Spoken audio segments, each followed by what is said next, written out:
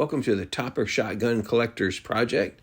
Today we're going to look at, is the Rossi Brawler a modern alternative for the H&R Handy Gun? All topper lovers are familiar with the Handy Gun.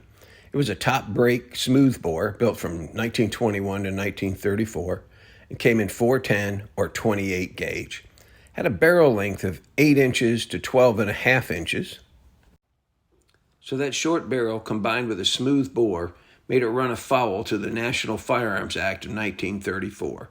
So there were no handy guns made after 1934. So since they haven't been produced in about 90 years and they require a tax stamp, they're very hard to come by and very expensive.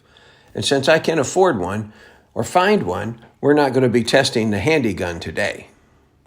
But we will be testing and firing the Rossi Brawler. The Brawler is chambered for 410 and 45 long Colt. It has a 9-inch barrel. Although it's chambered for 410 and has a barrel shorter than 18 inches, it's not considered a shotgun and does not require a tax stamp because the barrel is rifled. They're manufactured in Brazil by Rossi Firearms, and they're reasonably priced. I think the retail as of, this is September 25, the retail's listed at just over $300. Comes with a good operator's manual, which is good to review before you use it, and a good sturdy lock, which for this type of handgun does come in handy from time to time. Some other features are the nice soft grip. It's got a really good grip on it. It's got a manual safety, and what I like about the manual safety is that when the safety's on, you cannot pull the hammer back. That's a nice feature. It has a Picatinny rail on it that's the rear sight is built into. So unfortunately, you can't take the Picatinny off and still have a rear sight. It opens from the side just like your topper shotgun. And a other nice feature is it has the powerful ejector just like your topper shotgun. So we took the Rossi Brawler to the range and we fired some 45 Colt rounds out of it. We fired some triple-aught buckshot out of it, and we fired some number 6 birdshot out of it. The gun operated flawlessly. It is incredibly fun to shoot. It's got just enough recoil to let you know that you're really shooting, but it's certainly manageable recoil. We'll look at some targets here in a second, but I can tell you that it fired really well with the 45 Colt. It did good to very good with the buckshot and did not do well at all with the birdshot, which is not much of a surprise because a short rifled barrel isn't something that you normally shoot birdshot out of. Okay, we're using my front window as a light box again. And this is the Brawler with 3 shots of 45. It's really close, it's 7 yards, but you see it shoots a tight group. And just for fun, I also shot the number 6 at the same distance, and you can see it's scattered thin all over that target. The birdshot just doesn't do real well. The 45 Colt seems to do pretty decent. Let's look at some longer distances. This is at 15 yards with the 45 standing.